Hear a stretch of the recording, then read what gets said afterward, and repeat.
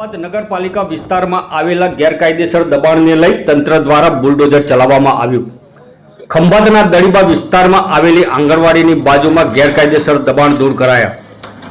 ખંભાત નગરપાલિકા વિસ્તારમાં તંત્ર દ્વારા ગેરકાયદેસર દબાણ ઉપર બુલડોઝર ચલાવવામાં આવી રહ્યું છે। ખંભાત નગરપાલિકાના ચીફ ઓફિસર શ્રી, પ્રાંત કલેક્ટર શ્રી તેમજ ખંભાત શહેર પીઆઈની ઉપસ્થિતિમાં તંત્રનું બુલડોઝર ચાલ્યું।